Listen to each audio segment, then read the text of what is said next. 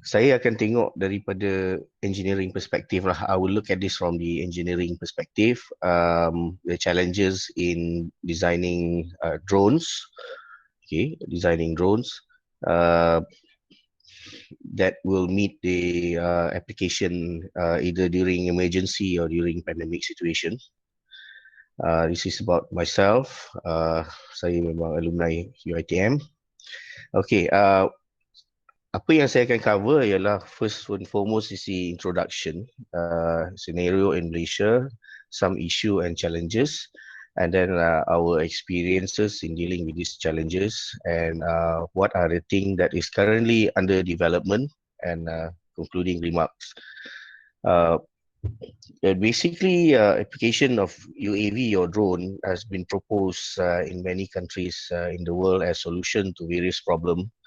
And with limited movement during lockdown due to pandemic situation, drone usage become more crucial than ever. However, especially in the cities, tall buildings and various other obstacles pose a very serious challenge to UAV operations. That's number one.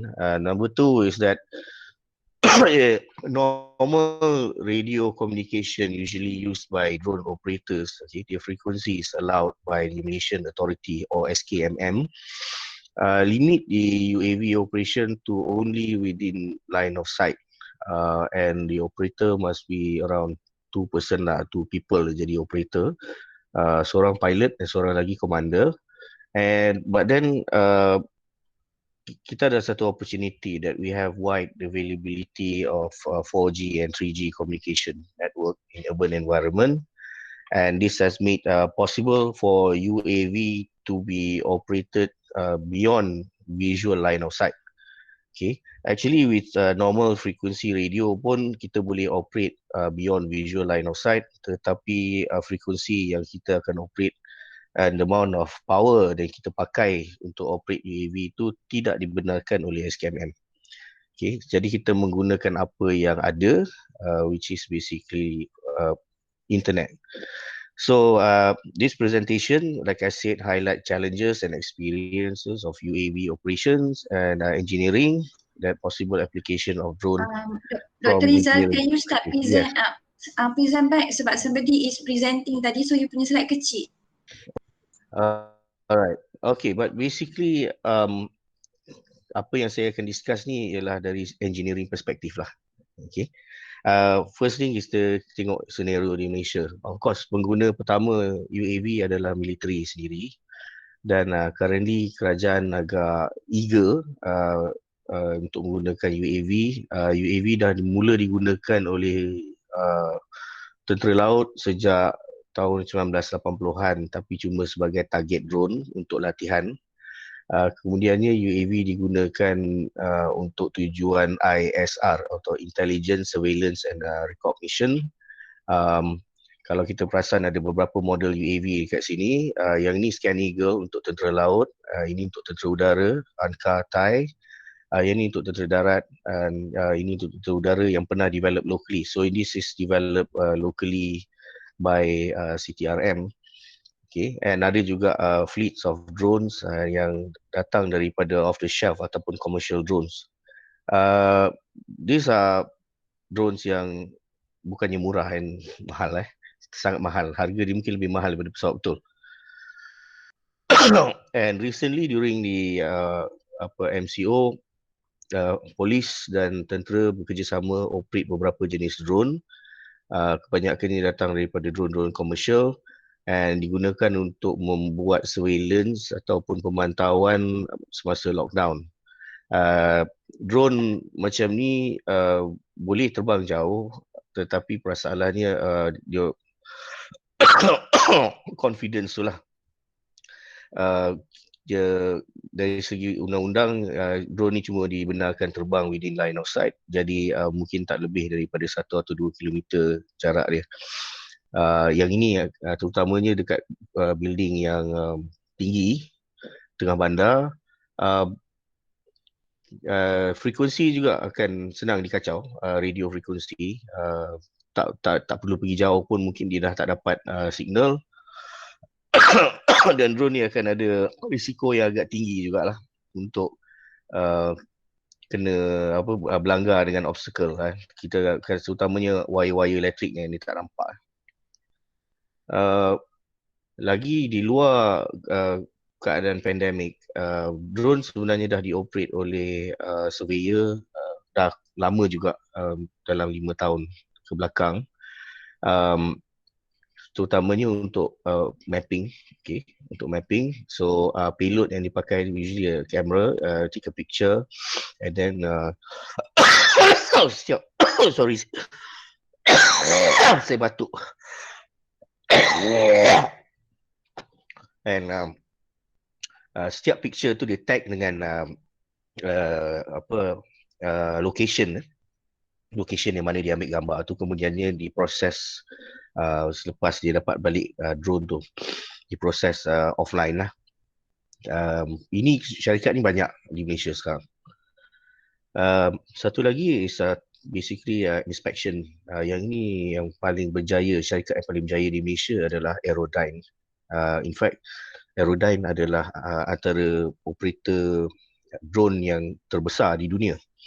Okay. Lebih daripada 30 negara dia dah operate drone ni, dan menguasai market, dan recently dia dah masuk di Afrika. And ini syarikat ni dia akan banyak buat inspection untuk structures dan facilities. Banyakkan gambar-gambar atau video yang diambil kemudian ini diproses menggunakan artificial intelligence, okay, to find out sama ada structure dia okay ke tak, ataupun ada karat ke, something like that lah. Okay, so basically AI yang di-apply pada drone kebanyakannya offline, whereas drone tu dia cuma satu tools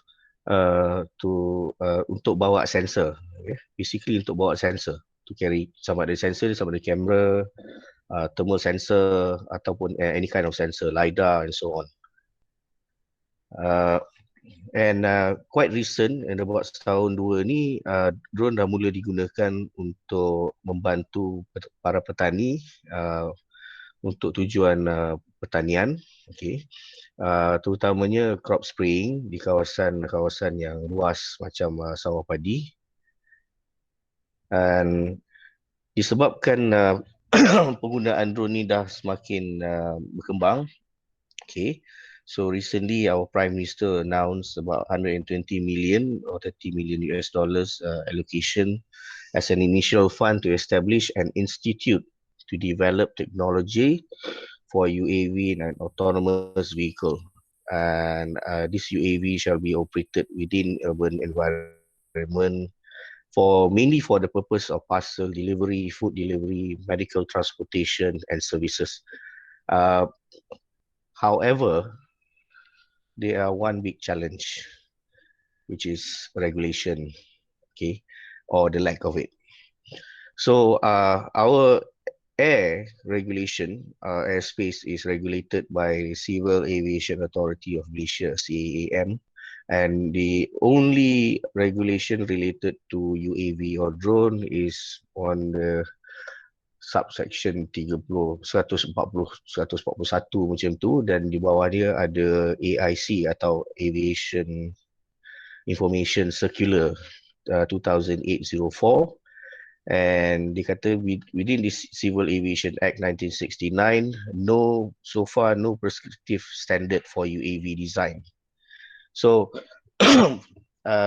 case dia begini, untuk satu pesawat itu di airworthy, dia mesti ada type certificate. Untuk ada type certificate, dia mesti melalui proses design yang diterima oleh CAAM. Jadi kalau tak ada standard untuk prescriptive standard ataupun standard untuk design UAV, makanya tak adalah type certificate dan tak adalah airworthiness. Jadi UAV basically tidak boleh terbang. Okay. Tetapi di dalam AIC 2008 dia bagi satu kelonggaran yang mana pesawat UAV bawah daripada 20 kilogram tidak perlu untuk ada airworthiness certificate ataupun type certificate. Cukup membuktikan pada CAM dan pesawat ini selamat untuk terbang. Okey, selamat untuk terbang. Asalkan berat dia tak lebih daripada 20 kilogram. Dan baru-baru ni Malaysia juga jadi member of JARUS atau Joint Authority for Regulation untuk related to unmanned system, and CAM is expected to adopt the certification standard untuk UAS, okay, such as this one CSLUAS, Light Unmanned Aerial System, LMRUAS, Light Multi-Rotor Unmanned Aerial System, or Very Light Aircraft. Okay, so possibly somewhere in the future. So that allow UAV atau UAS. Okay, beza antara UAV dengan UAS, UAV cuma vehicle dia saja, kenderaan dia saja, tapi tidak termasuk sistem. UAS is the vehicle and the ground system. So dengan adoption of this regulation, kemudian setiap pesawat akan ada airworthiness punya certificate. Okay, masalah kedua, okay, is the air traffic management for UAS. So kalau UAV dah banyak terbang di udara, siapa yang nak manage traffic dia? Okay, so buat masa sekarang UAV hanya dibenarkan terbang di bawah 120 meter atau 400 kaki above the ground level. Bukan above sea level, tapi above ground level. Okay, and dia tak berapa tinggi, dan disebabkan bangunan terutama di Kuala Lumpur dan bandar-bandar besar, bangunan di KL ni dah nak masuk 600 meter tinggi dia. Okay, 500 meter, 600 meter, jadi dia jauh di bawah ketinggian maksimum bangunan. So satu drone tidak boleh terbang lebih tinggi daripada 400 kaki. Jadi jadi masalah. Okay, so masalah untuk engineer, bila dia nak design drone yang tak boleh terbang tinggi, maknanya dia kena design drone yang terpaksa mengelak obstacle. Okay, and tidak ada airspace, dedicated airspace for commercial UAS. Okay, tak ada route. Kalau pesawat biasa, man ataupun cargo plane yang besar-besar, dia ada ruang dia, ada airspace dan dia ada route dia. So UAS tak ada route, and UAS is expected to operate within the city or intercity or within the county ke atau country. Route-nya memang tak ada.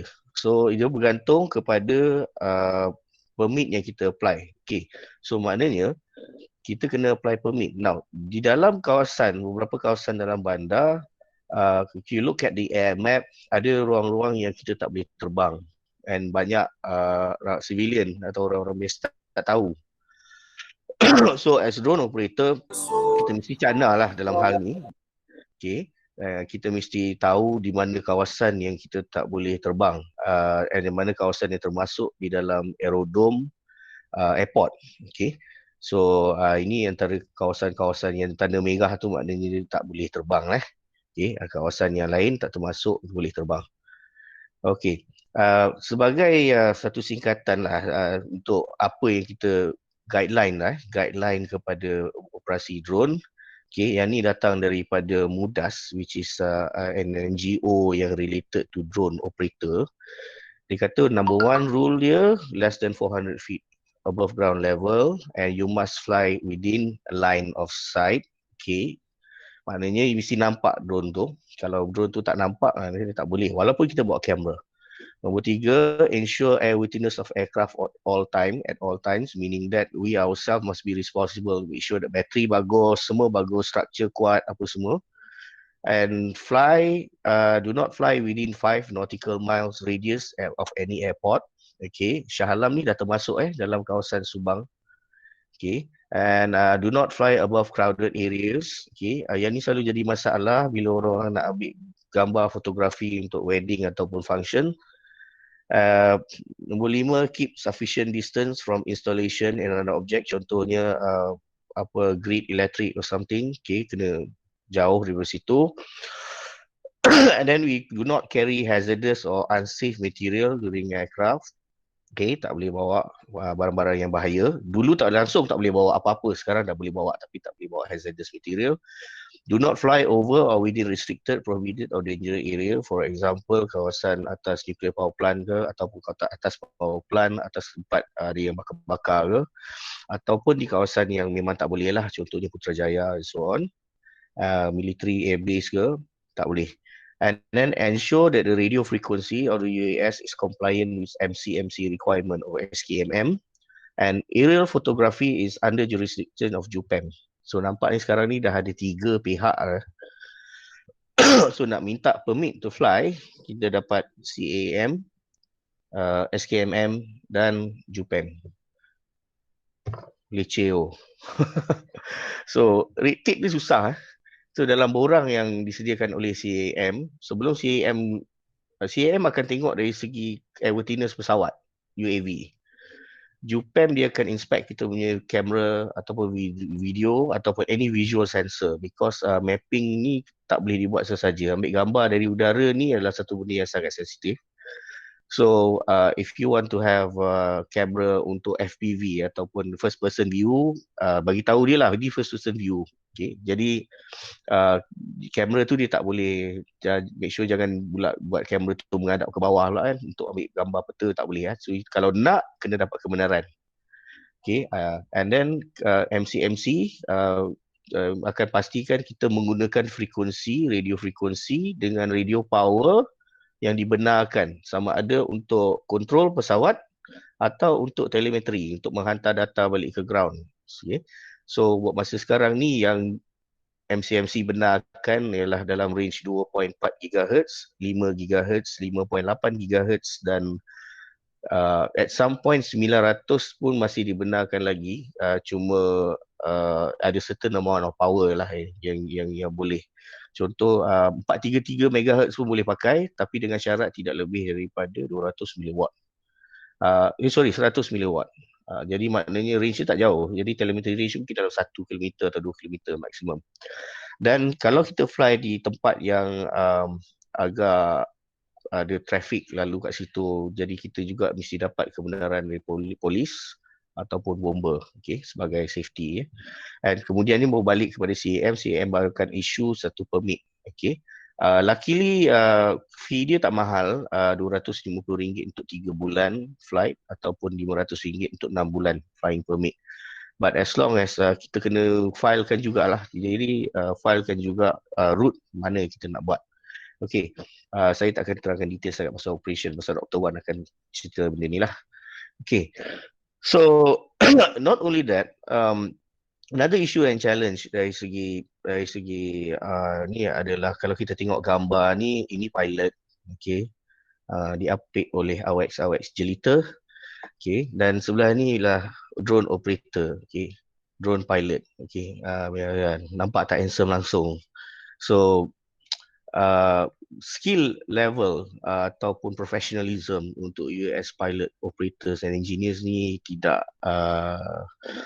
on a high standard macam airline pilots. Okay. And secondly is that kita memang kekurangan drone pilot and the skill set is completely different. So it doesn't mean that kalau kita pilot pesawat biasa, kita boleh terbangkan drone. Tak boleh, sebab drone kita duduk satu tempat, pesawat pergi tempat lain. Kalau pilot dia duduk dalam pesawat, jadi apa yang pesawat tu pusing ke kanan, dia pun pusing ke kanan. Jadi senang nak kontrol, dia macam bawa kereta. Tapi bawa drone ni macam kita main remote control car. Kalau kau terbang, kalau drone tu menghala ke kita pusing kanan, drone tu pergi kiri. Okay. Jadi skill set lain dan beberapa orang retrench airline pilot atau kebanyakan yang datang daripada generation X dan Y mungkin akan ada masalah untuk switch to drone. And since drone operator punya gaji pun is only lebih kurang 1/4 daripada pilot. Okay. Benda ni agak tak menarik minat orang. Tetapi generasi yang baru, Y and majority generation Z yang lahir selepas tahun 2000 definitely in for this. So this will be a career of the future. Okay. Very recent one, yang ni fresh dari semalam, berlaku semalam, CAM sudah engage stakeholder dalam industri drone untuk menggubal regulation baru related to drone, penggunaan drone secara komersial. Okay. So we have big shot macam Encik Kamarul ni, okay, Encik Kamarul from Aerodyne, okay, CEO of Aerodyne, dan Elvis daripada Mudas dan orang-orang besar lah semua yang ada kat dalam ni. So insyaAllah suatu hari nanti drone ni akan lebih baik lah. Okay. Dan satu lagi, last kali, isu dan challenges yang mungkin banyak orang overlook. Okay. Dan ini saya memang jemput sahabat-sahabat kita dari UiTM untuk fikir sama-sama. Kita orang Melayu, kita ada adab. Kalau kita nak hantar drone, hantar makanan, rasanya tak elok kalau kita letak makanan tu atas tanah. Tak elok. So ada satu syarikat nama dia Average Drone, dia try untuk letak tray dekat bawah. So makanan dia try untuk letak tray dekat bawah. But again, kalau bayangkan susah kita nak ambil makanan daripada bawah tu. Okay, eloknya kalau letak dekat atas. Okay. So kita definitely takkan baling lah. Macam ni zip line dia baling. Ubat tak apalah dia baling kan. Emergency ni tak apa. Tapi kalau makanan memang tak lah. Jatuh kat mana-mana kita tak tahu. Habis makanan tu spoil. And yang ni yang Uber Eats dia letak atas lantai. No, rasa geli nak makan. Okay. Dan yang ini Domino's or Pizza Hut. Okay. Dia angkat macam ni juga. Tapi dia land, dia buah atas tanah. Atau dia buah atas dia punya ni lah. So, tak berapa proper. Kalau boleh kita nak hidang dia macam ni atas tray. Okay. So, we have to also consider cultural punya aspect lah dalam kes ni. Okay. And number two is that since kita ada banyak Grab food, Grab services yang boleh hantar makanan, Food Panda and so on, adakah drone kita boleh mengatasi masa yang dibuat oleh this rider? Okay. Sebab drone dia punya speed currently is quite limited. Okay. Terutama VTOL drone ni dia memang sangat limited speed dia. Paling-paling pun 15 meter per second. Kalau racing drone boleh pergi laju, tapi kita takkan hantar makanan dengan ataupun kargo dengan racing drone. So we want to beat the time. Okay. So that pose a very serious engineering challenge here. Okay. So our experience at FTTC, or Flight Technology and Test Center, which is basically our SMRI, and also we are working closely with Mitran, is that to do some development of drone that is purposely built for certain application, especially during for emergency purposes. We focus our study or research within Shah Alam dulu, and especially within UiTM. Kadang-kadang kalau nampak drone terbang dalam campus tu, kita orang punya lah tu. Okay, so our experience on the multi-rotor drone begins in 2013, but we have been developing UAV since 2005. Okay, UAV since 2005, mostly fixed wing ataupun yang bentuk macam kapal terbang kan. But yang ni multi-rotor, we begin somewhere in 2013 or slightly earlier than that. This drone yang kita nampak ni, tujuan ni ialah dia akan bawa sand balloon atau basically macam sand bomb. Okay, dia cari target. Okay, dia mesti terbang with preset waypoints, cari target dan drop the bomb, okay, on the target. So if you don't mind, I'm going to show you some short video of how the drone, and this is the first drone that we developed that can fly automatically. Okay, that is autonomous level yang agak rendah ataupun tengah-tengah lah. Okay, nak kata dia 100% autonomous tidak, but this is the first one that we tried to get it to fly automatically with prescribed waypoint. But this is years ago, almost 10 years ago, lama dah. Okay, lama dah. Okay, so kita tengok dia punya accuracy of flight, and this our student ni shows that dia tak kacau apa-apa, drone to fly sendiri. So ini syarat pertama sebenarnya for flight yang macam tu. So we entered the UAV Siswa Challenge in 2014, that competition, and this is the picture of the mission. So I'm going to make it quick bila dia start. So when dia buat ialah we have a camera on board, okay, with simple AI recognition to recognize the target. Dalam kes ni target dia bentuk X color merah, and it will find the target and drop payload tu di atas target tu. Tapi dia tak perlu land lah, dia cuma drop je daripada atas. So this guy dia take off dia manually and then lepas tu dia lepaskan lah. Dia lepaskan drone ni untuk fly. Yang ni I think dia buat trial. Sorry. Again. Okay. So this is where they fly automatically and autonomously finding the target and drop it.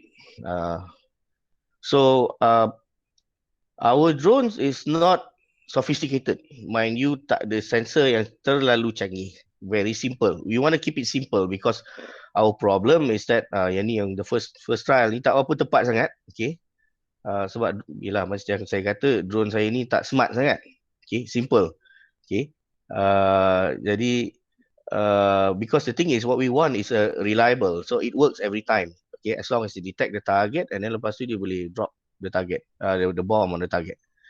So our main concern during this time is reliability. So we tested it more than 100 flights. Okay, 100 kali. Jatuh naik, 100 kali. Okay. So dia tak perlu canggih because the thing is dalam competition ni kita dapat nombor 1. Okay. Memang bukan sebab kita canggih. Universiti lain punya entry jauh lebih canggih daripada kita. Tetapi sebab canggih sangat. Okay. Disebabkan canggih sangat akan ada banyak conflicting rules dan ini akan menyebabkan drone tak reliable dan during the competition it shows that yes, memang drone yang mereka tidak reliable. Okay. And this is the improvement daripada sistem tu. Okay, improvement daripada sistem tu for us to do automatic to change to have dual GPS system. Okay, this juga ada improvement and of course we try to improve payload carrying capability. And then suddenly I think that now untuk flykan drone tu kena ada satu laptop dan kena ada radio. Leceh lah. So apa yang saya nak ialah saya nak guna dengan cara yang mudah. So basically I want to use Wi-Fi, for example. Wi-Fi and a mobile phone. So I don't want to have any controller kat sini. So then we develop this drone. Okay. If you look at my student, godek-godek dia punya mobile phone dia cocok dengan Wi-Fi. Drone ini juga is connected to the Wi-Fi. Okay. So connect dengan Wi-Fi. And kemudiannya dia fly autonomously mengikut preset waypoint yang dia dah set. So setting ni ambil masa sikit. Tapi tak sampai 5 minit pun. Okay. So again, sebelum fly, we check semuanya dalam keadaan okay. And kemudiannya, there you go. Dia pergi sendirilah. Okay. So ini adalah the next development. Okay. The next development daripada capability NAMTOR yang asal tu. Okay, yang data tu yang asal tu automatic, ada sikit autonomy dari segi sensing, but the third one is the improvement dari segi communication system dia, telemetry. So now kita dah operate drone without using remote control yang mahal, just Wi-Fi. Okay, just Wi-Fi. As long as dia ada communication Wi-Fi within the Wi-Fi range, okay, drone tu kita boleh control dia. And kita boleh operate dia. Okay, make it fast. Next, based on the same system daripada NAMTOR yang asal, since dia boleh drop the payload, so kita jadikan dia medical drone. So operation of medical drone ni Dr. Wan akan terangkan secara detail, but technologically it's the same system as the NAMTOR yang sebelum tu, but we drop the payload, we design the payload ni, kita dropkan dia and dia akan land menggunakan parachute. So serupa macam apa yang zipline dah buat, tapi kita buat dulu. Okay, lebih kurang waktu yang sama. So we drop. Okay, originally drone ni kita nak design untuk hantar makanan dekat kampus daripada dataran Cendekia ke hostel. Tapi ada bantahan disebabkan bila drone tu nak land atas meja untuk hantar makanan, dia kena ada kamera. Pilot tu tak confident that drone tu boleh betul-betul land tepat atas meja tu. Jadi dia kena ada a little bit of manual override. Tapi disebabkan ada kamera, jadi ada concern lah kalau dia masuk dalam asrama tu. Jadi tak apa elok lah Okay, tak apa elok. But we also have this video, okay, that introduced this Namtor that we sent to a competition by Future Rise.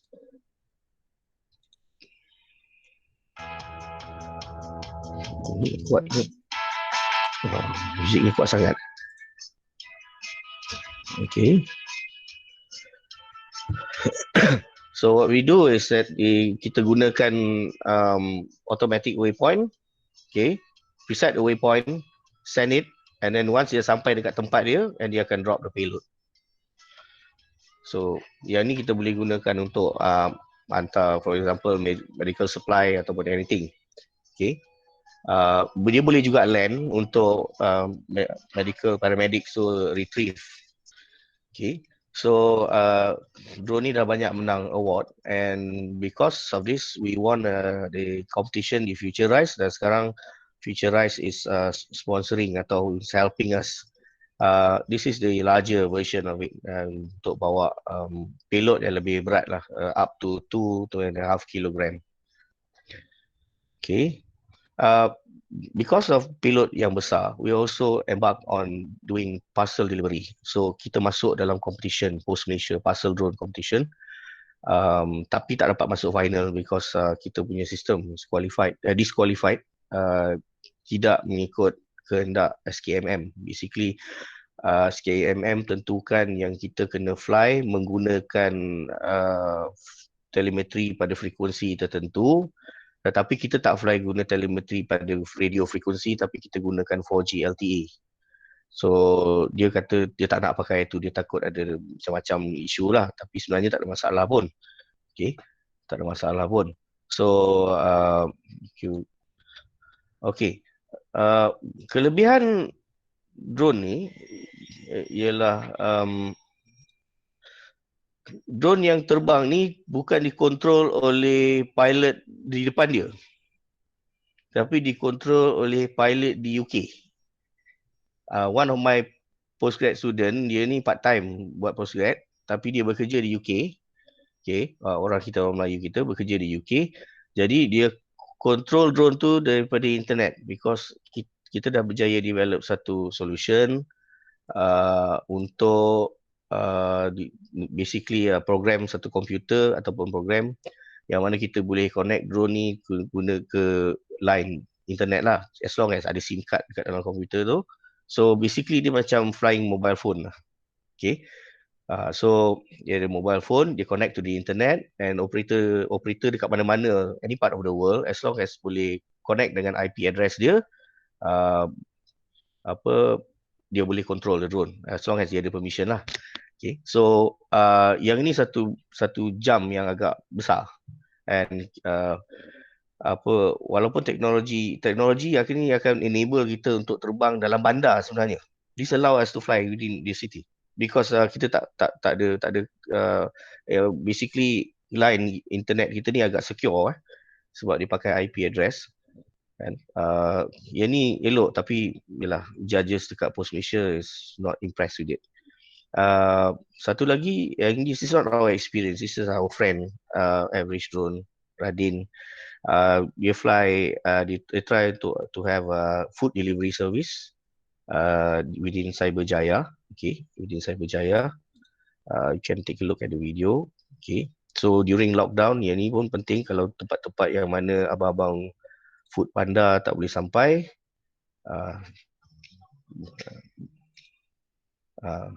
so cuma again problem dia nak ambil makanan tu, kita kena terpaksa sauk tangan kat bawah. Okay, dah boleh jadi kena motor, kena propeller and so on.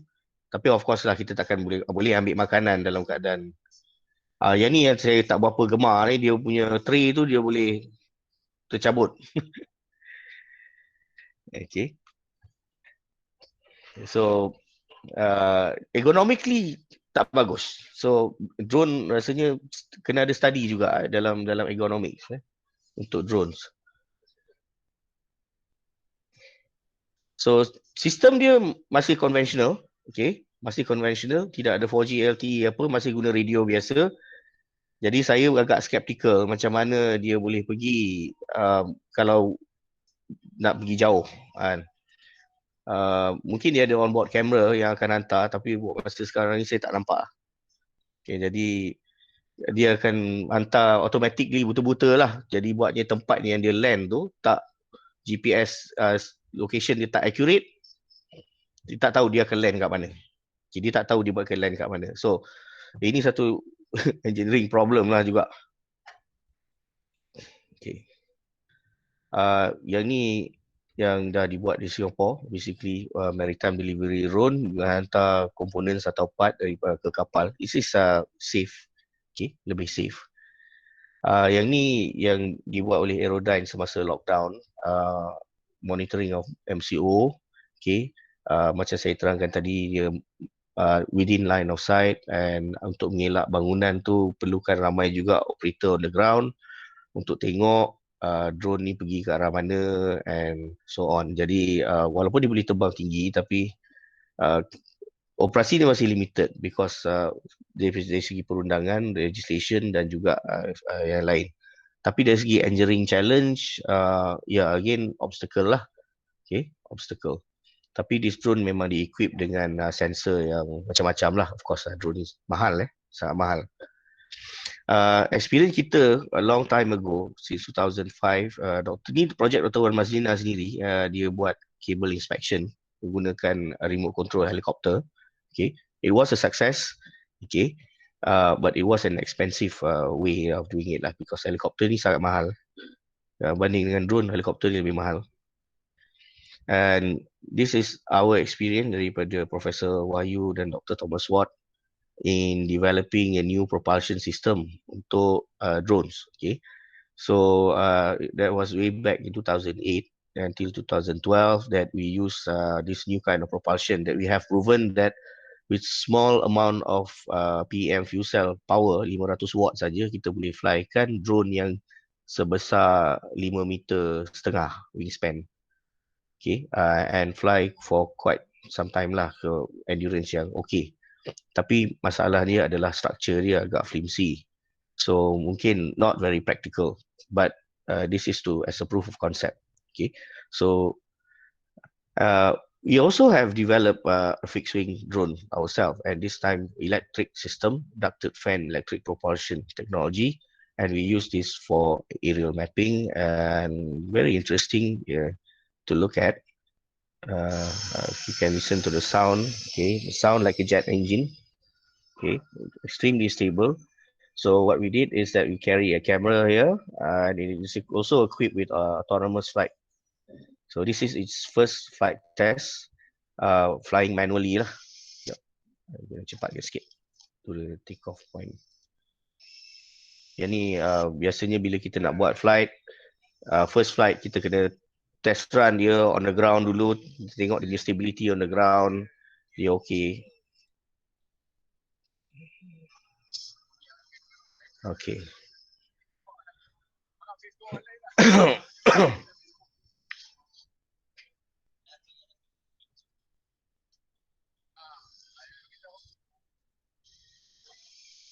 Okay, this is the first flight there.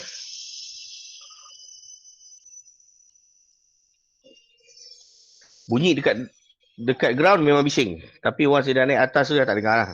Senyap lah, slow.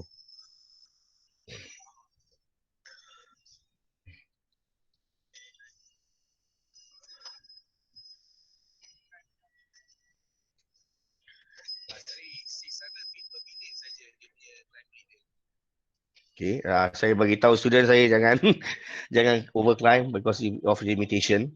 Okay, this also pose engineering challenge because setiap pilot ataupun operator mesti betul-betul faham tentang limitation pesawat. Okay, untuk menggunakan pesawat dalam keadaan yang carefree ataupun yang boleh digunakan oleh ramai orang, macam mana kita bawa kereta ataupun motosikal sekarang, drone tu mesti didesign supaya minimal amount of training that is needed. In this case, it's not minimal amount of training. You must have an experienced pilot to fly. Like this, my student ni memang experienced flyer. Dua generasi kedua, ayah dia juga seorang flyer. So ini dia boleh terbang. Tapi kalau macam saya sendiri mungkin susah sikit lah kan. Tapi saya boleh, as long as ada kamera on board, first person view, saya boleh terbang. Tapi kalau terbang macam ni, tengok dengan mata je macam ni je, dari jauh, memang susah. Okay, memang susah. So this flight, then we proceed to a more challenging design, which is this is my PhD work dulu since 2009. Okay, and then we got PRGS in 2014 to develop a prototype, and we test fly the prototype. Okay, just show a video. Okay, hopefully I tak ambil masa lama. I'm gonna make it quick. Okay, we using the same electric ducted propulsion system, ducted fan. This one can carry a lot of payload. Yang ini berat dia lebih kurang 11 kilogram. Okay, and dia boleh bawa payload banyak 5 kilo lebih. Okay, so and endurance dia lebih lama, can fly about to 3 hours maximum. Yang ini challenge dia adalah to make it stable.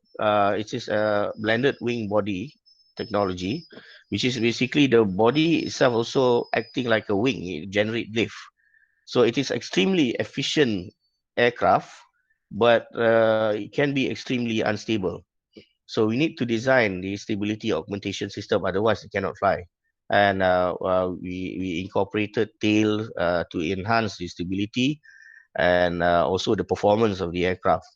So yang ini kita boleh bawa payload yang agak besar lah, agak besar. Okay, and we tested di Cyberjaya. Okay, so in 2017, 2016. Okay, so and lama flight ni, kalau tunjuk lama-lama tak, nanti Dr. Wan tak present. Okay, so only recently kita mendapat perhatian daripada markas jurutera tentera darat yang berminat untuk co-develop this UAV together untuk tujuan intelligence. This is another version of it, blended wing body, but instead of having tail yang lebih jauh di belakang, tail lebih dekat, and this is a faster, okay, version of it. Okay, lebih laju, lebih ringan, cuma tak boleh balingan tangan, cuma ada catapult launch, and this is very mobile system. Dia ada kamera kat depan with gimbal. Okay, that can be used untuk security surveillance purposes. Okay, this one is also another version of it. Nampak macam stealth plane, bukan tujuan stealth, tapi again a blended wing body. So between 2014 until 2018, we are exploring various design or various application, but main application usually for surveillance, and then kita boleh bawa barang sikit. But this one dia tak ada banyak ruang untuk barang.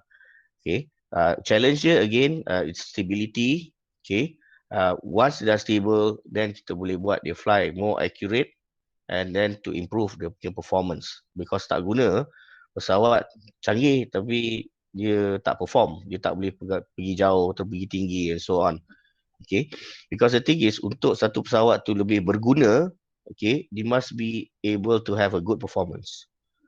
Okay, and this is one of the latest edition. Last year we won gold medal during Pecipta. This is extremely mobile, look like a flying skateboard.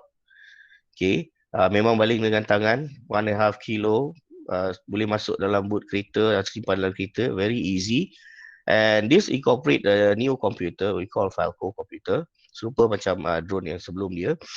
Okay, yang mana komputer ni is connected to the internet. So nampak ada modem kat sini. So kita tak ada radio control backup apa, memang fly gunakan phone saja. So basically kita pakai phone atau tablet. Okay, just set up kat mana dia nak fly, mana waypoint dia, apa yang dia nak buat. So launch, pergi, and dia balik sendiri. Okay, so this is still being tested, and kita dapat grant synergy pada Bitkom. Another one under development is that the medical drone yang Dr. Wan akan cerita lebih detail kejap lagi. Dari segi operation, kita dah masuk satu fasa baru, redesign for purposely built medical drone yang boleh letak payload dekat dalam dan juga kita boleh sling dia dekat bawah. Dia will be more powerful, faster drone untuk hantar medical equipment ataupun kalau mungkin organ mungkin, okay, or something like that. Yang ni drone for security purpose. So previously using the same system 4G LTE boleh operate dalam bandar, but the our first design concept kita nak pakai yang airframe yang besar, tapi we decided later on masa MCO saya ada ikut polis buat monitoring menggunakan drone. Turned out that lebih praktikal kalau dia lebih kecil. Jadi saya duduk rumah, saya 3D print dan saya buat yang kecil. And it will have the same performance as the bigger one, okay, except that agak cramped, agak crowded, though mungkin saya kena optimize lagi lah. Okay. Another thing under development also for the army, okay, untuk border patrol and so on, as a smaller version of what we have presented to them. And diorang also interested untuk operate some very short range 10 km drone untuk intelligence gathering ataupun untuk border patrol. And this is our kerjasama. Kita akan sign MOA tak lama lagi. NDA dah sign between Lee Aerosystem Corporation United States based in San Diego dengan UITM under SMRI, okay, to jointly develop and manufacture drone, VTOL drone. Okay, sebabkan ada NDA, design sebenar tu saya tak boleh tunjuk, tapi basically lebih kurang macam ni lah. Ini memang dia orang punya UAV since tahun 90-an lagi UAV dia orang. Okay, ini akan berlaku soon. And satu yang in the pipeline is that kerjasama dengan MTC Engineering dan MAT Malaysia to build a drone based on yang video yang saya tunjuk tadi tu. Kita boleh gunakan untuk bawa rainmaking flare. Okay. Currently di operate atas pesawat biasa dan ada orang kat atas tu. So this one will be unmanned and dia boleh fly automatically untuk buat cloud seeding. Okay. This is satu application yang saya rasa sangat penting, dan kalau kita dapat gunakan drone, the cost of flight will be very cheap. This is not from FTTC, but this is from team DDIC, and I believe ada pensyarah UITM juga yang terlibat di sini. Yang ini satu drone VTOL, combination of multi-rotor and fixed wing yang digunakan untuk hantar test kit. Currently kita dah ada benda ni, combat ni di Sungai Buloh, dan mungkin combat ni kalau kita letak di rural area, dia boleh hantar test kit dari hospital ke sini dengan lebih besar. So but then saya tak sure siapa yang design ni. Mungkin ni kalau tengok daripada sini nampak macam kerja industrial designer, but in term of aerodynamics ada komen sikit, but maybe kalau dia nak, he boleh work together with us. In short, the best way of engineering wise the best way of designing UAV for the special purpose is actually to focus kepada mission and performance yang sepatutnya kita nak. And kalau bagusnya sekarang ialah banyak AI, artificial intelligence program yang allow us to do various tasks, but please test and please keep it simple and reliable and robust. That's the most important. Kalau benda tu akan menyebabkan komputer pesawat jam, kita akan ada masalah. Okay. UAV kalau boleh janganlah dioperate oleh orang yang suka fly manually. Kalau boleh dia automatically fly, because tak ada tangan-tangan yang nakal akan gunakan drone tu. Okay. So key to it is reliability on robustness. Okay, so I think that's it. Presentation saya agak lama juga ni. Saya serahkan pada Dr. Okay, thank you Dr. Rizal. So I think Dr. Wan Mazlina is with us now. Without further ado, I think I would like to invite Dr. Wan Mazlina. Okay, Assalamualaikum. Sorry about the technical issues. Okay, alright. Alright. Okay, Okay, thank you. actually we are supposed, sorry lah about the technical issue, we are supposed actually to complement each other. Dr. Rizal yang paling sekarang the most current lah, saya tak current dah. Tapi like I said, this is how we started. Like I said, drone ni, introduction, drone has a lot of application. So that is how we started. Drone formerly was known as unmanned aerial vehicle. Actually drone ni asal dia, nama dia sebenarnya is a target untuk military. Dia ada hantar disc dan orang tu tembak. So the disc instead of having orang kata dia panggil that was called drone last time. Sekarang ni orang panggil bila sebut drone saja you ingat drone ni is a small little aircraft yang kita ada lah macam Phantom dan sebagainya. Sebenarnya actually drone is an autonomous vehicle, autonomous vehicle. Tak kisahlah drone sama ada dia is actually a small robot. So dulu kita panggil dia is an unmanned aircraft system atau UAS ataupun unmanned aerial vehicle. So it's actually a flying robot. Okay, dia popular sejak dalam tahun 2014. And at the moment now there are millions of drones sold even on Shopee, Lazada dan sebagainya. So we have all different type of drone. Asalnya dulu kalau you said sekarang kita ada multi-rotor, fixed wing dan kita ada hybrid. Sepatutnya yang ni the first one lah introduction sebab itu. And this was the like I said tadi macam Dr. Rizal kata, was the first one we already started. That is we call it remote control vehicle, RPV or remote piloted vehicle, sorry. And before kita fly dulu yang ini, kita kena macam Dr. Rizal kata sekarang ni because drone sekarang is automated.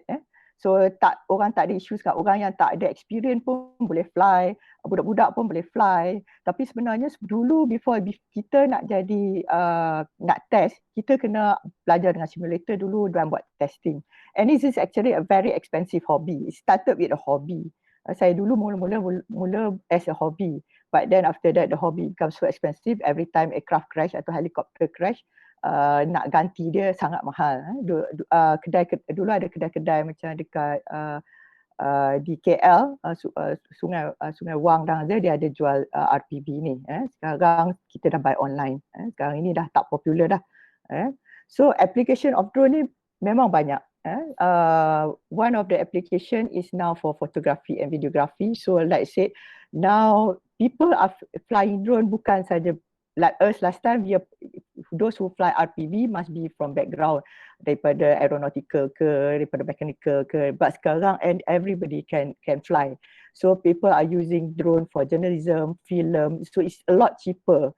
And you can cover sport live telecast dan sebagainya. So we even have permintaan daripada FSSR, sains sukan, fotografi dan sebagainya untuk belajar how to fly drone. And then besides that, tadi Dr. Rizal cakap, that is also one our first experience. We have also developed RPV dulu untuk crops monitoring dan irrigation. Tetapi dia besar and mahal. So we find that our first project dulu for crop spraying tu drone dia I think sebesar kereta kot. And it's difficult to carry. To carry the drone kita kena sewa truck untuk bawa pergi ke. I think we have one project with Velcro dulu. So now like this one in Japan they use a lot of drone to do fertilizing dan juga for crops monitoring lah. And if this is the latest one, they have crop seed sowing where they drop the seed into the ground. So drone pakai instead of you yang tanam dengan tangan macam padi ke apa, this is a better solution to just drop the seed into on the ground. Okay, and another one is also on drone application is on law enforcement, border monitoring and control. So this is where you especially macam ESCOM, they need to have drone. Especially kita di Sabah Sarawak, kita ada banyak pirate ataupun what you call pirate. Tanun. So those are ataupun macam apa yang pirate yang kidnap orang dan sebagainya. So it's very dangerous for our patrol men ataupun navy untuk pergi patrols, and so we are still working on it sekarang untuk have drone for coastal monitoring. Okay, so ini boleh buat tracking illegal activities dan sebagainya. Security surveillance kita, but at the moment is that we don't have the drone, because kalau nak ada drone macam ni, we have to have a control, we have to have a control station. So at the moment is quite expensive. So belum ada lagi, because the regulation yang tadi macam Dr. Rizal kata, we still have problem in the regulation. How are we going to have drone to 24 hours monitoring our coastline? Okay, yang tadi Dr. Rizal kata, we started with visual inspection. We had a project last time with TNB. I think that time was around 2005, 2006. We had using helicopter. But that particular time, the difficulty is that to stabilize the helicopter, especially bila dia lalu dekat area sini, and of course you know power line ni dia ada disruption. So kadang-kadang kalau tak pandai, kalau drone tu masuk dalam dia punya area, and then the drone will fall because we have loss of connection. So that was like Dr. Rizal said, it was a very expensive experiment lah. Okay, so and we have to use helicopter, and the person who fly the helicopter must be very stable. They must be very kata expert to fly the helicopter, the RPV. So these are the things that you can use drone, and this is in fact the latest one. You have drone for warehouse. So I know like Tasco, they have drone in their cold storage. Because kita nak suruh orang to stack the item in the cold storage is very cold. So they have drone to do the warehouse checking malam ke apa, but that one they can operate because it's internal, so they tak perlukan license. So anything happen, they are responsible by themselves. Okay, and then we also have a drone for disaster. I think a lot of you have seen the video about people are using drone dekat China in terms of firefighting. Okay, so there was a fire and this drone carry water hose to fight the fire. Okay, so we also have like it's a forest at the moment we have like helicopter or aircraft to douse the fire if you have forest fire. But recently dekat YouTube, I think everybody can see about using drone to carry the hose to firefight the disaster. Okay, so also search and rescue, disaster monitoring, especially kalau orang hilang dekat dalam hutan, then the drone would be a best way also to find them.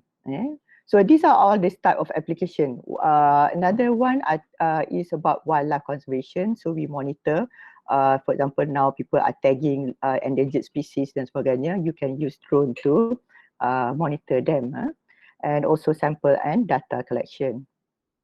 Okay, this I think just now Dr. Rizal has already talked lengthy about the application of drone especially during COVID-19. We have drone to pick for emergency response, for cargo transport dan ambulance. So sekarang ni you can use the drone to say, for example, put your swab ataupun pergi ke area yang quarantine, and then you can send the drone and these people can take the kit and then they can use to use the swab and then put back in the med kit and then send back to the doctor who are, or the health inspector who are waiting downstairs. So these are the things I think we are going to work on, I think, on this medical drone. Okay. Okay, like you said, pandemic, COVID-19 pandemic, contaminated area are quarantined, so we have a logistic issue. So the social distancing is required. So by having drone, will help a lot. Okay, especially for like delivery groceries or transport the test sample, just now like I said, and deliver medical supplies, face mask dan PPE. So you do not have, we have minimal contact with people, especially in the quarantine area. Okay, and then after that, we also have broadcast and surveillance untuk any information about lockdown in case ada orang yang kita dah quarantine keluar daripada area yang kita quarantine, quick inspection of lockdown area and reduce risk of law enforcement and health worker. So another thing is disinfectant spraying. Okay, kita pun ada sekarang using drone for disinfectant. So kita instead of kita spray, kita just hantar drone untuk spray the infected area. Okay, China, Indonesia, Philippines are using drone to control the spread of coronavirus. Okay. So another one is the application of drone, because drone ni kita boleh, and the good thing about drone, tapi small drone susah lah, but the good thing of drone, we can also incorporate on the drone different kind of cameras. You can even have thermal imaging cameras. Okay, I also have one student, FYP last few years, dia guna untuk detect burung dekat Lake Shah Alam. Okay, so we put a camera, thermal imaging camera, and then kita tengok burung bangau dekat Tasik Shah Alam. So kita kira burung bangau tu berapa ekor yang ada burung bangau dekat Tasik Shah Alam. Okay. So and it's also a drone equipped with infrared to measure temperature and to avoid face-to-face contact. Okay, our experience macam tadi Dr. Rizal dah kata, this is actually that's why my presentation should be the first part. This is one of also my FYP punya student. Kita start dengan first development of medical kit. First kita start dengan releasing mechanism. Kita buat simple saja, buat student FYP saja. So kita letak medical kit, kita letak parachute, but actually it's not allowed. The rule doesn't allow the whatever been delivered to be dropped by parachute. So please don't do it. This is just, we are just trying to orang kata apa, test sahaja. So this one we test dekat Tasik Shah Alam, and we have to request for permission also. Bukan senang-senang nak just simply test. So the drone di atas, and then just a quick one, and then it goes high, and then we just see the mechanism whether the box drop and whether the content in the box is intact or not, sama ada damages or not. Okay. Okay, this is yang tadi Dr. Rizal already showed you. The NAMTOR medical delivery drone was developed by one of our master student, Nofahimah. Okay, she used this NAMTOR 3. First yang tadi Dr. Rizal said it's already on board.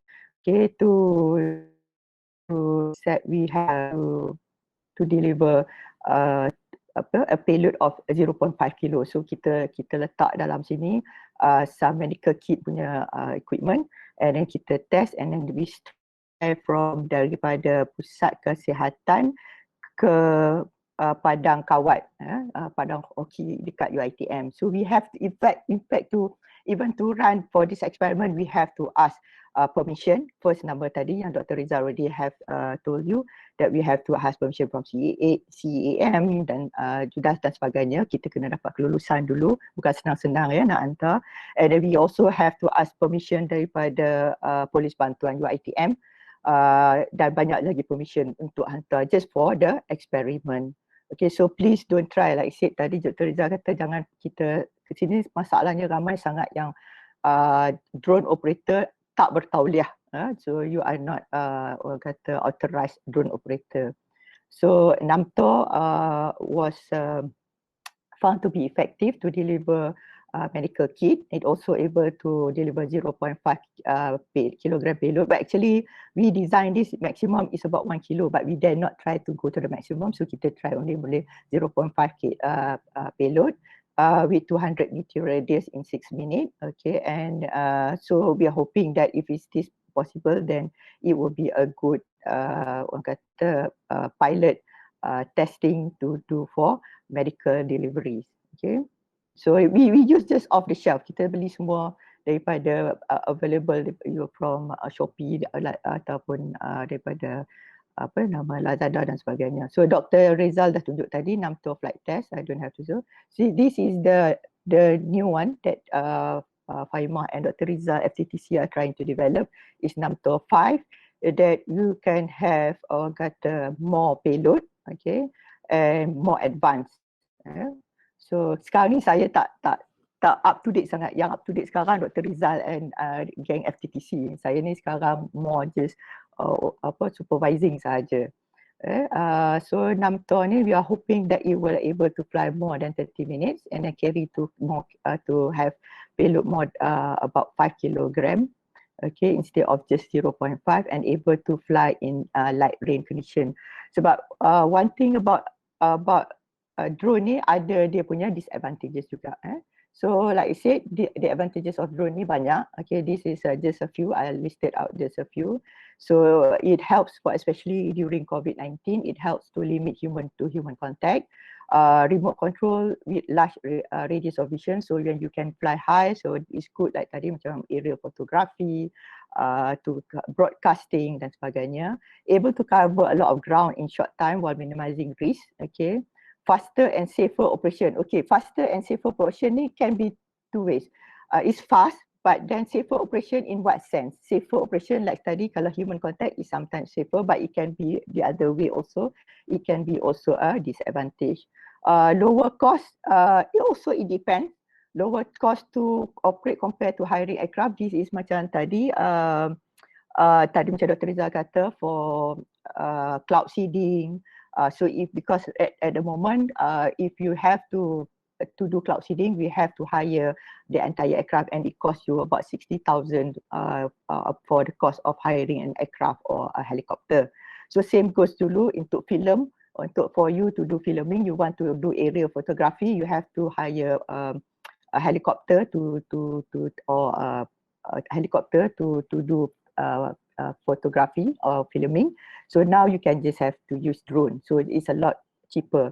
But there are also sometimes, but if you have to have like aerial surveillance like long term ataupun long endurance, macam coastal monitoring, that would be more expensive lah.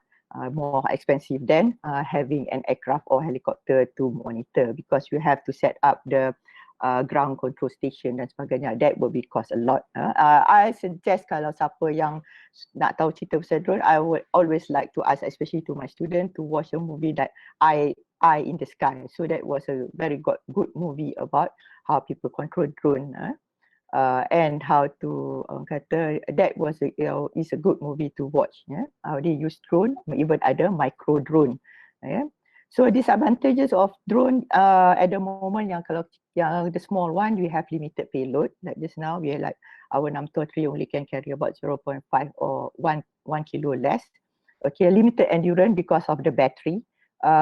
Is unable to operate during all weather condition. We cannot operate during heavy rain because then we strong wind dan sebagainya. Even sometime at night.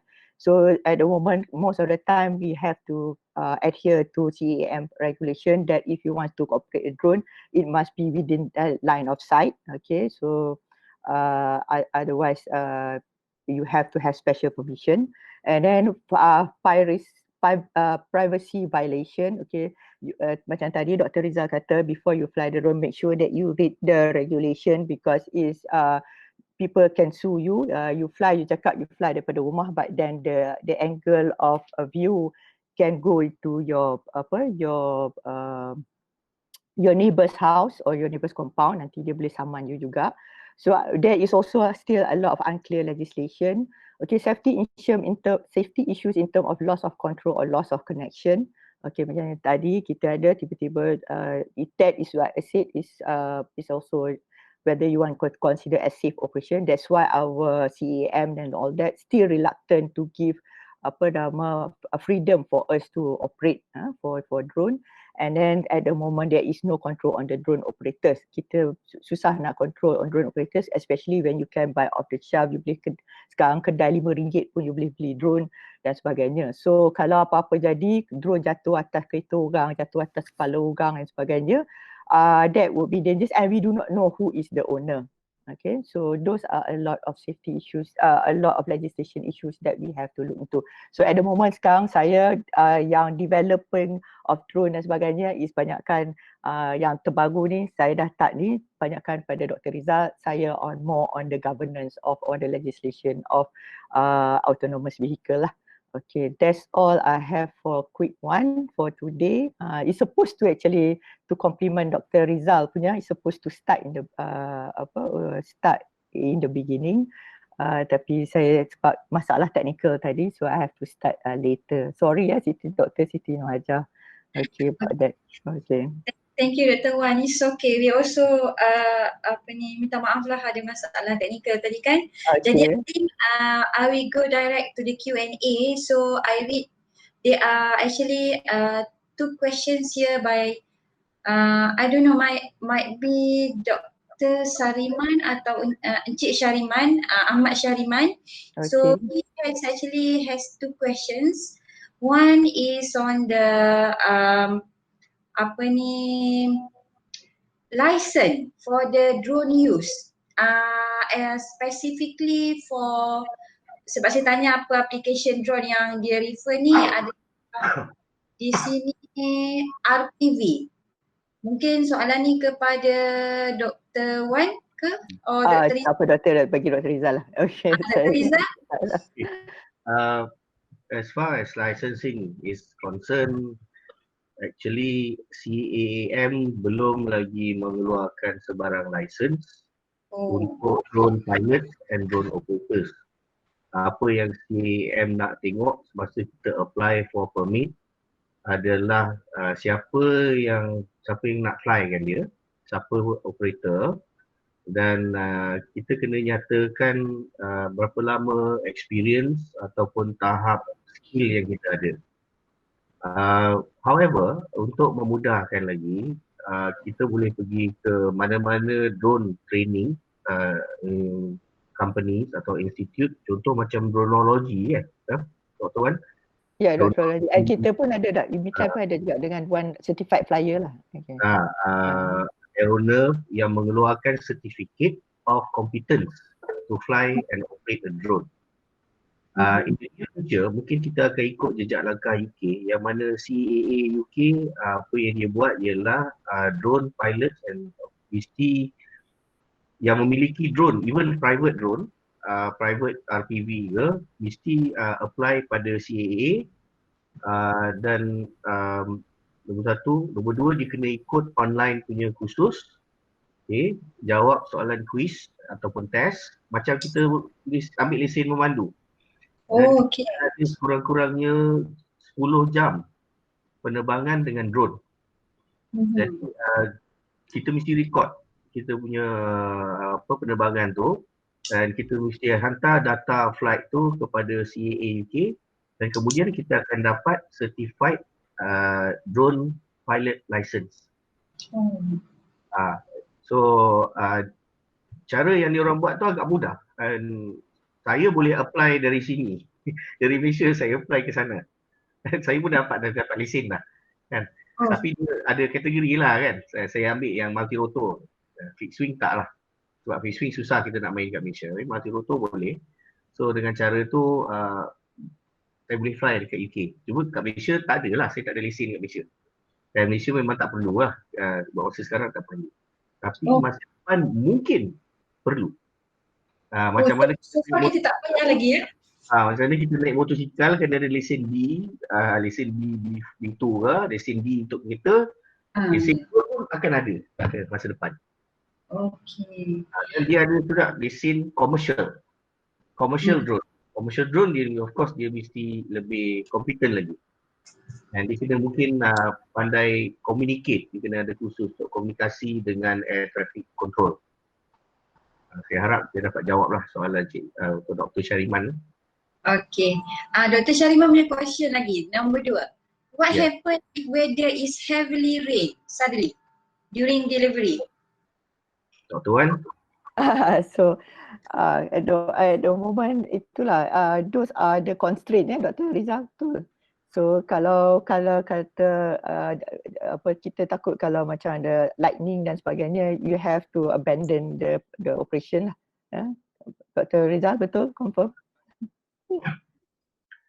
Engineering wise, as an engineer, we try to make the aircraft to be as waterproof as possible. Memang ada drone yang waterproof lah sekarang. Ya, yang tu ada. Cuma the operation service tu lah yang Tetapi hujan di Malaysia dia tak datang dengan hujan dia datang dengan angin dan kilat. Dan kilat terutama di malam, kilatnya memang brutal. Okay. So drone kita buat daripada plastik, kalau kena kilat memang meletup terus. Tu nombor satu lah. Nombor dua is kalau kita boleh terbang dalam keadaan hujan sekalipun, kemungkinan besar drone tu tak tahan dengan angin yang kuat. Dia akan melayang. Drone kecil. Jadi kalau untuk all weather operation, selalunya drone tu kena besar. Dan selalunya mungkin pesawat yang besar pun kalau dalam ribut pun dia tak boleh terbang. Jadi it is also very important untuk future drone operators to subscribe to weather services punya information. Kita sendiri pun kita ada access to that. As a pengguna drone personal, kita punya mobile phone memang ada weather forecast. Kita boleh tahu bila nak hujan. Weather forecast sekarang agak tepat. Jam pukul 2 memang pukul 2 hujan. Jadi kita kena plan the flight lah. So most importantly, kalau kita tak boleh tackle dari segi engineering, kita tackle dari segi operation. Jadi kita schedule our operation, our delivery ataupun our flight dalam keadaan yang dibenarkan, and try to avoid operating dalam keadaan yang severe.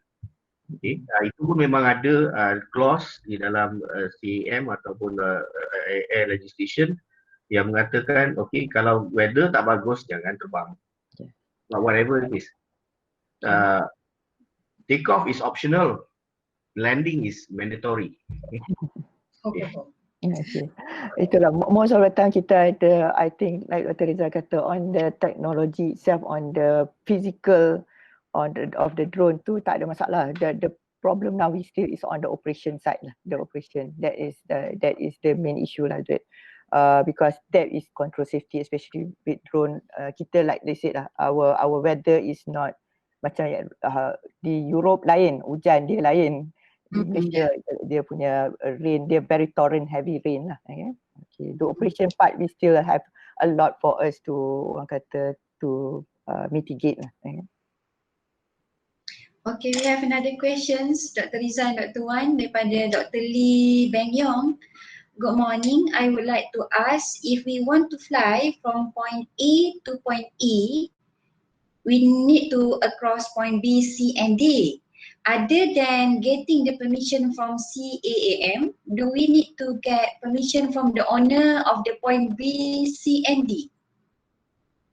So it's like permissions be issues. Dr. Wan boleh jawab ke? Saya nak jawab. Okay. Kalau saya yang saya buat, student saya buat hanya dalam UiTM sajalah. Yang the one Fahimah did is that we did have to ask daripada polis bantuan. We have to give the time, the route, when are we flying, the time, the date and when we flying. So we have to tell them which route we are flying. So at the moment, yes, kita kena minta permission untuk fly over lah. Okay, tapi yang kalau yang Dr. Rizal dia lagi lebih canggih punya, dia dekat luar lah. Tapi saya dalam kampus saja pun saya minta permission. Kita ada surat bertulis in case of anything happen, we have to secure ourselves. From my previous experience, ada tempat yang kita terbang di Cyberjaya tu, kami kena minta kebenaran juga daripada tuan tanah dekat situ, syarikat developer company tu, minta kebenaran dia untuk masuk dan melakukan penerbangan di kawasan tanah lapang dia. Kita pun ada buat secara bertulis ataupun verbal pun. Asal verbal pun dah okey dah, kan? As long as dia aware that kita akan gunakan jalan yang dibina tu untuk sebagai take off punya run. Tapi buat masa sekarang ni, benda ni dalam grey area. sebab airspace yang dia ada airspace kategori daripada A sampai G. Ada airspace yang pesawat tak masuk dan free untuk digunakan. Tetapi by regulation dalam circular, AIC circular tu, dia mengatakan kita tak dibenarkan terbang di atas properti orang. Tak boleh terbang di atas properti orang, dan kita kalau kita terbang dekat dengan bangunan sekurang-kurangnya mesti 30 meter jarak dia. Ataupun 20 kaki lah macam tu, lebih kurang. Jadi walaupun tidak dinyatakan dalam regulation, kita perlu minta kebenaran. Kalau kita terpaksa overflight di point B, point C, overflight di atas bangunan orang, it is beradab lah kalau kita bagi tahu kebenaran. Kalau kita lalu atas apartment, walaupun 100 atau walaupun mungkin 30-40 meter di atas apartment, kita kena notify JMD ataupun komiti apartment tu bagi tahu yang kita akan overflight atas tu, dan whatever it is, we must guarantee lah, we must show our guarantee, kita guarantee that the flight is safe and so on. Kita menotify lah local yang ada dekat situ. Itu cara yang itulah, apa pun kita pergi ke tanah orang kena minta izin. Itu dah minta izin lah. Okay, I just want to add satu, lupa kan, yang that you also that you have to look also the list of places that you cannot fly. So don't try number 1, don't fly near the airport. Memang tak akan, dia tak akan bagi, you have no signal. 2, don't fly towards the other people's border. So we already have also, not me lah, but one of the certified drone operator, he had experience of flying near Thailand. Dia buat Thailand, and then after that sampai dekat border tak sempat masuk Thailand pun dia redah, dah jam. So they cut off your connection. Okay. So don't fly over cable yang tadi, power line pun tak boleh, dia ada. Don't fly over istana. Memang tak boleh. Any istana hinggap ke tak hinggap ke apa, so don't fly. Don't fly near Prime Minister office, semua tak boleh fly. Pejabat kerajaan itu semua tak dia benarkan fly lah. Okay, so dia ada you have to look at the list. So but we know the one that we always know is number 1 airport, istana, telephone line dan sebagainya lah. Bukan ni, power station dan juga macam pergi Putrajaya and all that, memang dia tak bagilah. Okay, so those are the issues. So make sure that you know where is the designated area that you are not allowed to fly. Ada tambahan sikit untuk sahabat-sahabat kita yang suka fly di kawasan Shah Alam.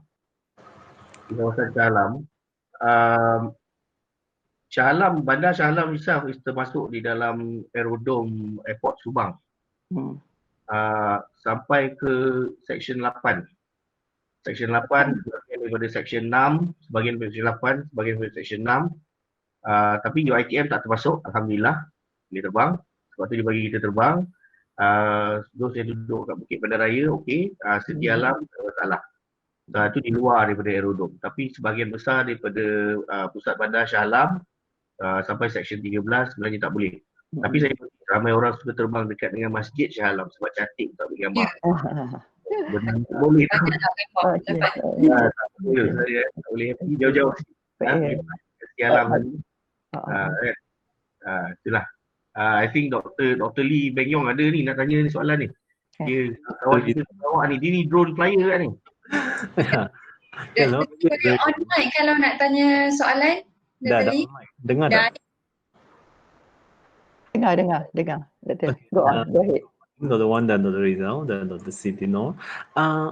Pasal yang tadi, because kalau kita nak buat drone delivery, sebab with all this restriction, nampak dia is quite unrealistic kalau nak fly in the real life for sekarang.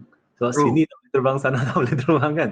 So takkan kita nak terbang ikut jalan raya, and even jalan raya pun is on top of other people's car, so dia akan ada kekangan juga. Betul. So yes, true. Cadangan Dr. Rizal ataupun Dr. Wan, you know, how are we going to go about to solve this problem? Sebab di Sarawak kita mungkin boleh terbang lah sebab dia banyak hutan. Yeah, it's true. Yeah. The problem is hutan ni, we want to fly 4G pun quite susah sebab tak ada network. Kita nak fly pakai telemetry, power tak boleh. Go over the permitted range already. So any suggestions? I mean, how we can as academics ataupun university boleh tak kita ada the stand to negotiate dengan kerajaan ataupun CAM? How are we going to go about this problem? Kalau tak, I mean, we will have problems. I mean, forever benda ni. So these are my questions lah. Any plans in Mitrans ataupun information negotiation tu sudah bermula semalam between drone operators, NGOs dan CAM. Tetapi masih belum lagi sampai kepada academician. Masa sekarang ni masih belum lagi. Saya rasa diorang pun akan mengutarakan masalah yang sama sebab route atau route untuk drone flight tu kalau dah tak boleh lalu atas residential area, kawasan perumahan orang boleh jadi mungkin terpaksa ikut atas jalan raya. Tapi to navigate a drone di atas jalan raya itu juga bukan satu yang mudah. Bukan satu yang mudah. Jadi a new kind of programming atau AI diperlukan to calculate the route and whatever advantages flying or drone selama ni dah jadi tak berapa engineering wise in terms of engineering dia dah tak ada advantage lah sebab dia ikut laluan sama macam motosikal. Kalau kita ini drone tu kena lagi laju lah daripada Grab, Food Rider ataupun Food Panda Rider kan. Motosikal boleh mencelah-celah, now drone dia kena lalu atas jalan raya, jalannya sama dengan motosikal, okay, cuma beza dia mungkin dia tak ada traffic light. Okay, so and planning air traffic untuk drone, sebab drone banyak nak deliver, bayangkan one drone satu arah, jadi boleh jadi drone punya route tu juga nanti ada lane. Lane kiri tu ke depan, lane kanan tu arah ke belakang. So it will have some sort of like macam highway di udara. Okay, yang tu yang I can see in the future. Ataupun government akan specify that certain altitude akan jadi drone punya airspace. Even helikopter, selalunya helikopter lah yang suka langgar airspace ni, yang terbang rendah. Okay, private helicopter. So mungkin private helicopter pun terpaksa terbang lebih tinggi dan dedicated airspace tu memang khas untuk drone dan tidak ada binaan pula in the future boleh dibuat di mana kawasan dedicated airspace untuk drone. Maknanya dia akan limit to the height of the building pula. Tapi itu ialah itu basically insight saya lah masa sekarang. Okay, Dr. Wan ada benda lain ni tambahan. Itulah I heard also I received a call last few days from a friend from CAM. I think they are also looking into this regulation. Memang macam Dr. Rizal kata, it is quite complicated because like any aircraft we have air traffic control and we have layers sector by sector. We have to have a sector, bukan senang. They are also looking into like air taxi, future transport. So they are looking also. But at the moment sekarang we also have orang kata drone pathway that a certain height, and you also like Dr. Syariman kata yes, but we have to have air traffic controller pula untuk drone saja because like last time the last time when I used to fly remote control aircraft, even for us to fly, kita kena tunggu. Okay, this person fly, the other person tak boleh fly. Takut dia punya radio tu dulu dia akan switch and then you have the same frequency, then they could cut off you cannot control your aircraft. So sekarang ni if you have too many drones pula, and then macam tadi Dr. Rizal kata, maybe we have to have a designated flight level and also time. You maybe later if there are too many, we won't even have to apply for the time, the altitude dan sebagainya. Okay, we tried we have a proposal hari tu from QSR untuk KFC delivery. Maybe what we can do just for start, we have to have a pilot test punya area lah. and we have to have a dedicated route. Itu saja.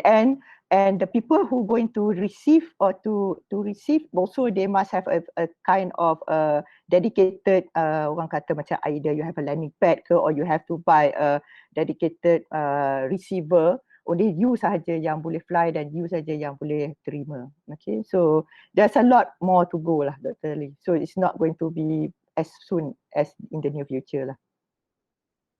Okay, I think Dr. Siti dah hint lah, dia dah kat 2 jam dah Dr. Siti. Last question actually. Okay. That was supposed to be only 1 hour. It's already now 2 hours. It was a very interesting topic actually. I got a question daripada live streaming punya participant. They cannot go into the chat box kan. So actually this is he is actually my ex-student from MPOB. He's working with MPOB now. So he has 3 questions because now in MPOB is planning and implementing UAV drone in Orpam punya plantation. So they are hired a UAV company. So for this, is it the company need to, and then he want to ask about issues on the UAV use in plantations or any sectors, the permit and also about the insurance for the UAV use. So, insurance tu I do not know at the moment. Tak tahu Dr. Rizal ada ke insurance, but at the moment there is also a big question mark. I have written one article dekat NST dulu about flying car. That is the main issue. If you have a flying car, who's going to insure you about the insurance? So if the car is on land and ada also the certificate. So siapa nak insure, how much to insure? Itu adalah satu isu in case, because kita tak tahu, for example, if the drone falls on top of someone's car or hurt someone, how much are we going to cover? Drone tu murah aja, tapi the insurance tu might be more expensive. At the moment I think kita banyakkan orang like say operate illegally lah macam tu. Okay. Dr. Rizal, so sekarang kalau fly dalam plantation area, let's say tuan tanah benarkan, itu tak ada masalah. Saya rasa tak ada masalah. Penggunaan drone di plantation adalah lebih kepada untuk membuat offline analysis untuk analyze kesihatan pokok tu kan. Ya, betul. Banyak kerja-kerja tu offline. So apa drone tu buat ialah one quick sweep zigzagging flight untuk ambil gambar atau untuk pakai LiDAR sensor or whatnot. Okay, and then kemudian ni diproses offline.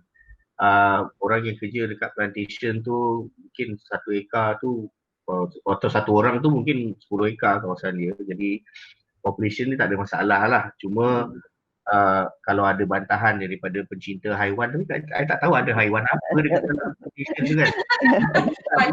Banyak tu. Ya, jadi kalau crash rasa mungkin tak ada masalah kat situ. Private. Private property tak ada masalah. Kan? Tapi as long as tidak lebih daripada 120 meter above ground level, should be okay. Lalu tak ada masalah. Cuma be sure to apply for permit.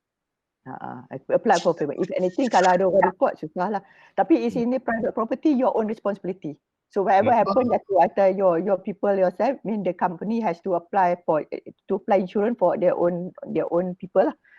Same like I said just now, like Tasco, I think if I'm not mistaken, they have the drone for warehousing. So that is in their own property, so they can fly. Actually drone, okay, satu lagi drone, Dr. Rizal lah, kita tengok ada, I was also not very happy when I saw an advertisement about KFC. They flew a drone in the KFC punya shop. So they tunjuk, I think, advertisement. Actually it's not also permitted. You are not allowed to fly a drone in enclosed area. Ada juga yang sekarang ni buat gadget, sekarang buat montage ke apa semuanya, dia fly dalam dewan.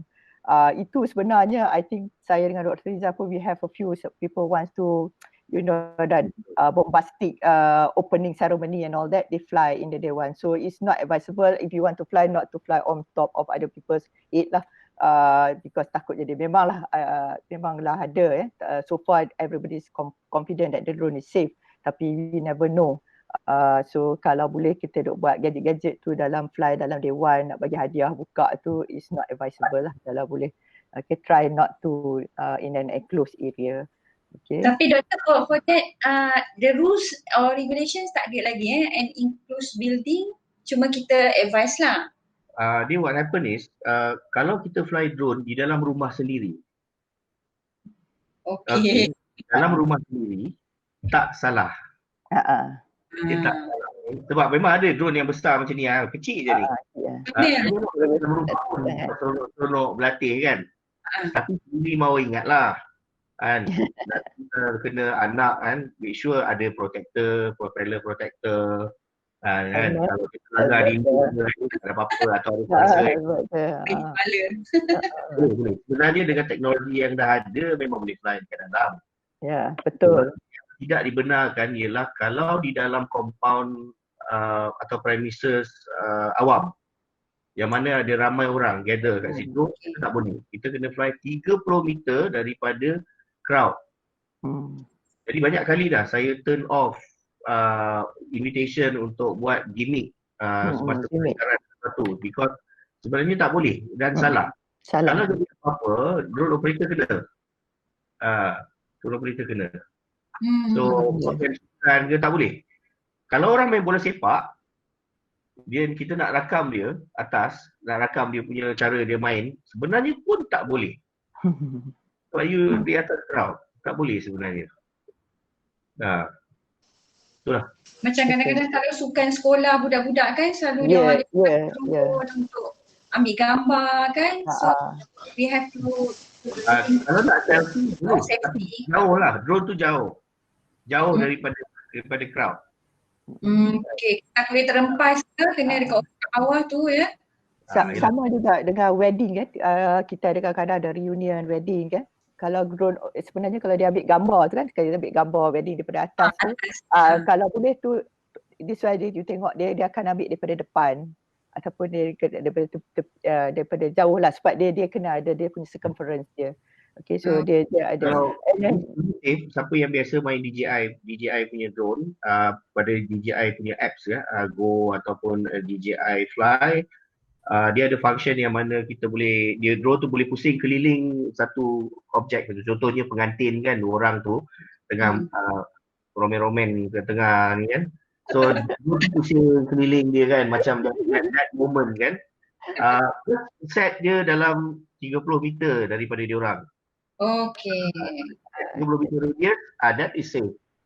Ataupun 50 kaki. Luas pilihan doktor, kalau tinggi 30, 120, tinggi? Tinggi tak apa, tinggi as long as tak lebih daripada 120 meter. Kadang-kadang kalau terlampau tinggi sangat, tak cantik kan, tak nampak. Tak nampak pula, kamera dia tak sangat lah. Meter je tinggi dia. Tapi make sure that within that 30 meter radius, 30 meter radius tu tak ada obstacle kan. Tengah-tengah dia pusing, dia langgar tiang lampu. Expensive accident drone consumer ni kurang-kurang pun RM1,500, RM2,000 satu. Kan? Jadi rosak ada tukar part lah pula kan. So sebenarnya actually sebelum you fly tu you kena tengok you punya surrounding, macam tadi doktor lupa kita nak cakap about the obstacle, the height tu, because bila you set your drone tu berapa height dia tinggi tu, macam tadi doktor Rizal terlanggar tiang ke, terlanggar bangunan ke, terlanggar pokok ke dan sebagainya. Sometimes that those are the things that we didn't look into. Kita fly seronok So Dr. Siti ajar dah banyak kali orang dok hint dia, Dr. Siti dah tengah hari. Interesting topic actually kan. Very interesting. Okay, satu lagi yang ada juga yang case, okay, please make sure, ada setengah orang dia suka bloggers dan sebagainya, dia suka bawa drone pergi vacation. Okay, tangkap tepi laut dan sebagainya, tu pun kadang-kadang kena tangkap juga walaupun tepi laut you kena kadang minta, kalau beach tu kena dekat Pan Pacific Beach ke apa, dia kadang-kadang dia tak bagi So sama juga you bawa masuk dalam it's a risk also kalau you bawa masuk dalam hand carry dalam kapal terbang. Kadang-kadang dia orang tanya jugalah, because you have the worst is the battery. Because kan bila kita fly, dia akan tanya whether you have you punya power bank dan sebagainya. So that is also the risk that you have to take. Banyak orang kadang-kadang dia tak declare dia selundup and dia pergi vacation nak tangkap gambar, video dan sebagainya. So boleh kena tangkap, boleh tangkap. Kalau dalam negara doktor, macam mana? Itu luar negara kan? Kalau Malaysia, in Malaysia, how about we enforce on that? In Malaysia tu ada enforcement. Tak ada enforcement. Tapi kalau you fly, dia akan tanya lah. Dia akan tanya sebab dia battery dia tu like a power bank. Dia akan tanya you. So try not to, orang kata kalau you kena tangkap, nanya you dia boleh charge you macam kita ada yang dekat Thailand dan sebagainya. And then satu lagi sekarang saya lupa nak mention disadvantage of drone sekarang ni because terlalu banyak I think CAM akan bertambah lagi very strict because recently if you heard on the news that is people are smuggling drug using drone. So once this issue happen, then the authority will becoming more strict lah. Because you do not know who's the operator. So people are smuggling drug using drones, but they fly dan sebagainya. Those are the things. Itu sekarang ni it's good for the delivery, it's good for the community, but unfortunately some people misuse it. So when people misuse it, then we have a lot of problem in terms of legislation or then regulation. And after that, it will become more tighter security and requirement for drone flyers. Macam tu. Kalau undang-undang di Europe dan di Amerika, personal drone yang tak perlu permit, yang tak perlu license, cuma limit dia adalah 250 gram berat. Okay, ada limit. 250 gram lagi ringan daripada sekilo gula kan. Ya, itulah kecil je lah tu maknanya. Saya pegang ni 249 gram. So ini limit dia. Minimum. Maksimum berat. Tak boleh lebih berat daripada itu. Jadi kalau lebih berat daripada itu mesti ada permit. Di Malaysia masih lagi enforce undang-undang lama lah. So boleh jadi personal drone mungkin CAM akan ikut undang-undang yang sama iaitu maksimum 250 gram. Kalau lebih berat daripada itu kena minta permit dan boleh jadi kena ada untuk bawa payload dia mesti ada commercial license. Okay. So less than that is okay. Firstly, we are very sorry for the technical difficulties and our webinar. And then thank you both of you, Dr. Rizal and Dr. Mazlina, for sharing your expertise and knowledge with us. And thank you for inviting us.